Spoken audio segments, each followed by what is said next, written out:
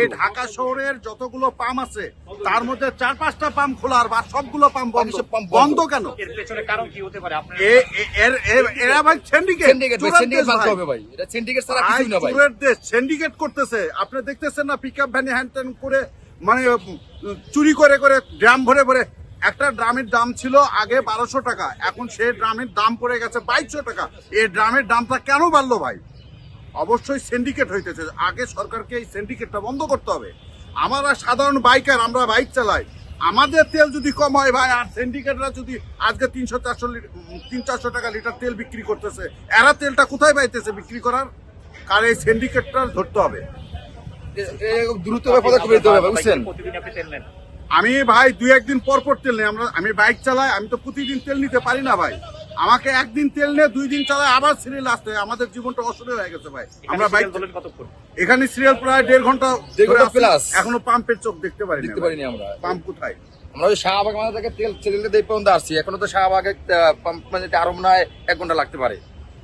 এইভাবে তো ভাই সম্ভব চলা সম্ভব না ভাই, বলেন। মন্ত্রী মহোদয় শুধু বলে যে পর্যাপ্ত পরিমাণে তেল আছে, তেলের এই আশ্বাস দেয়, কিন্তু আমরা তো তেল পাইতেছি না। পাম্প কেন বন্ধ? তেল থাকলে কথা তেলই আছে, তেল পাম্প কেন বন্ধ থাকবে? আপনি কয়টা পাম্প ঘুরে ঘুরে বন্ধ পেলেন? আমি এই পর্যন্ত 4টা পাম্পে গেছি, 5 নম্বর পাম্প আমার। প্রথমে গেছি আমার পাশে চকবাজার, আমি গেছি প্রথম নীলক্ষেতে, ওইটা বন্ধ। ওইখান থেকে সামনে একটা পাম্প আছে না, ওই দেখেছি ওটা বন্ধ। রাজারবাগ ওইটা বন্ধ। পরে গেছে ওই যে রামপুর হাজির পাম্প, ওটাও বন্ধ। পরে এইখানে যে সিরিয়াল দিয়ে খিলখিয়া, কুড়িলবেশ্বর রোড, পাড্ডা, মহাখালী কোথাও তেল নাই।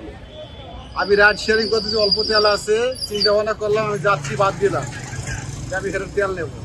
এখানকার যে অবস্থা, যে সিরিয়াল, তেল নেওয়া সম্ভব না।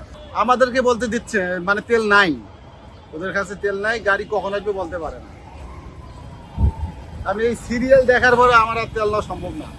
এই সংকটগুলো কারা তৈরি করছে বলে মনে করছেন আপনি?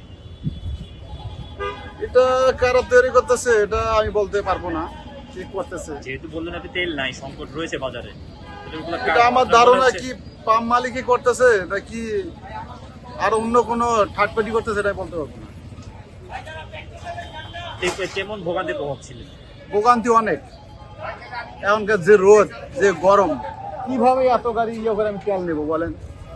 আজের শুক্রবারের দিন কথা বলতে কি ভাই, আমরা সাধারণ জনগণ উপরের লেভেলে আসলে কি ঘটে, কি হচ্ছে, এটা আমার আপনার পক্ষে ভাই জানা সম্ভব না। আমাদের খালি আপনাদের কাছে আমাদের আকুতি জানানো ছাড়া আমরা আর কি করতে পারবো বলেন? আমাদের তো হাত পা বাঁধা, আমাদের হাত পা বাঁধা। তো আমাদের মানবতার দিক থেকে আপনাদের উচিত এটার একটা সলিউশন করা। এইভাবে ছুটি শেষ হচ্ছে, তাহলে আরো কি করতে হবে ভাই? আমার মনে হয় সিচুয়েশন আস্তে আস্তে ওভারকাম হওয়া উচিত। এইভাবে হইলে ভাই হবে না। আমার মনে হয় ঈদের ছুটির পরে মানুষ রবিবার থেকে ঢাকায় ঢুকবে, তার মধ্যে এটার একটা সলিউশন করা উচিত ভাই। আদারওয়াইজ এভাবে হবে না। আপনাদের কাছে রিকোয়েস্ট ভাই, আপনারা সংবাদ মাধ্যমের কর্মী আছেন, কাইন্ডলি এই জিনিসটা একটু সবার কাছে উপস্থাপন করেন। মন্ত্রণালয়ে যারা আছে, আপনাদের কাছে আমাদের হার্টিয়েস্ট রিকোয়েস্ট, কাইন্ডলি এই সিচুয়েশনটাকে সলিউশন করার চেষ্টা করেন ভাই। কারণ জনগণ খুবই নির্যাতিত, এভাবে হইলে আসলে হয় না।